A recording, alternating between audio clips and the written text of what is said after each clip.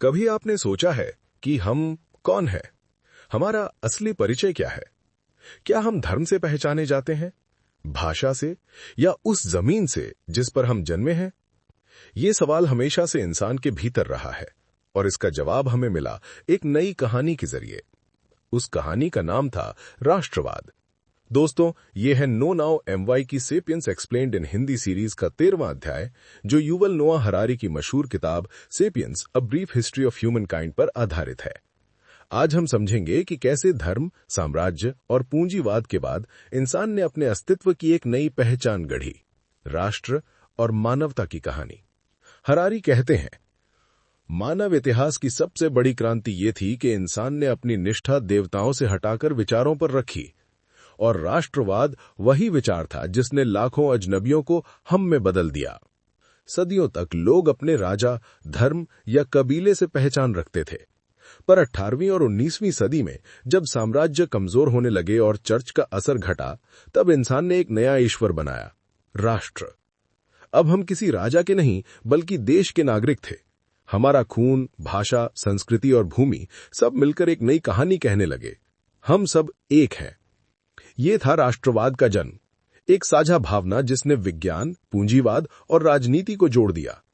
अब लोग युद्ध सिर्फ विजय के लिए नहीं बल्कि पहचान के लिए लड़ने लगे। राष्ट्र बन गए नई धार्मिक संस्थाएं, जहां झंडे पूजा के प्रतीक थे और सीमाएं आस्था की रेखाएं। हरारी कहते हैं कि राष्ट्रवाद भी एक कल्पना है, पर यह कल्पना इतनी प्रभावशाली है कि लोग इसके लिए जान देने को तैयार हो जाते हैं। सोचिए, आप किसी ऐसे व्यक्ति के लिए लड़ते हैं जिसे आपने कभी देखा नहीं, सिर्फ इसलिए कि वो आपके देश का है। यह है राष्ट्रवाद का जादू। औद्योगिक क्रांति और पूंजीवाद ने राष्ट्रवाद को पंख दिए, क्योंकि अब व्यापार, भाषा, शिक्षा सबको एक साझा व्यवस्था चाहिए थी।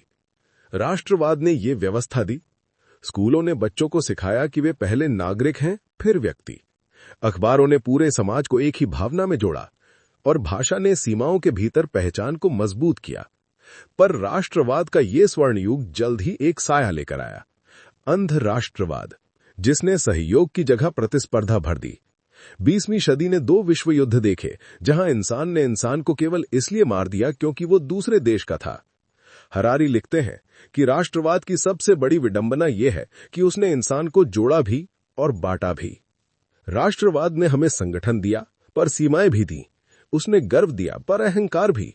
उसने पहचान दी, पर मानवता को कमजोर किया। फिर भी राष्ट्रवाद ने एक नया सवाल भी जगाया, क्या हमारी पहचान सिर्फ सीमाओं से तय होती है, या कुछ और भी है जो हमें जोड़ता है? द्वितीय विश्व युद्ध के बाद दुनिया ने सीखा कि अगर इंसान को टिकना है तो उसे एक और बड़े स्तर पर हम सोचना होगा, मानवता के स्तर पर। यहीं से शुरू हुई ग्लोबल कोऑपरेशन की कहानी। संयुक्त राष्ट्र, मानवाधिकार घोषणाएं और अंतर्राष्ट्रीय समझौते, ये सब उस सोच की उपज थे जिसने कहा, हम सब एक ही प्रजाति हैं। हरारी कहते हैं, होमो सेपियंस की सबसे बड़ी पहचान ये नहीं कि वो किसी देश का नागरिक है, बल्कि ये कि वो इस ग्रह का निवासी है। यानी नेशनलिज्म से ऊपर उठकर ह्यूमैनिज्म की ओर बढ़ना ही मानवता की अगली छलांग है। फिर भी यह आसान नहीं है, क्योंकि राष्ट्रवाद हमारी भावनाओं से जुड़ा है और मानवता हमारी समझ से। हम दिल से सीमाएं खींचते हैं और दिमाग से उन्हें मिटाने की कोशिश करते हैं। इसी तनाव में आज की दुनिया जी रही है, जहां इंटरनेट ने हमें जोड़ा है, पर राजनीति हमें बांट रही है। हरारी के शब्दों में, 21वीं सदी में सबसे बड़ा सवाल ये नहीं कि कौन सा राष्ट्र जीतेगा, बल्कि ये कि क्या मानवता एक साथ टिक पाएगी। आज जब आप किसी झंडे को लहराते हैं या किसी देशभक्ति गीत को सुनते हैं, तो याद रखिए, ये गर्व की भावना है, पर इसका उद्देश्य नफरत नहीं होना चाहिए। राष्ट्रवाद तभी सुंदर है जब वो सहयोग की ओर ले जाए, टकराव की ओर नहीं।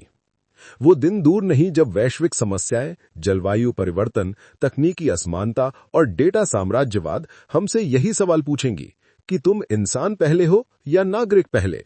शायद आने वाला युग वही तय करेगा कि राष्ट्रवाद हमारी कहानी का अध्याय है या उसका निष्कर्ष, क्योंकि अब हमारे सामने एक नई पहचान की तलाश है, जहां सीमाओं से परे एक साझा मानवता हो। हरारी हमें याद दिलाते हैं, अगर हम मिलकर सोचना नहीं सीखेंगे तो अकेले मरना तय है।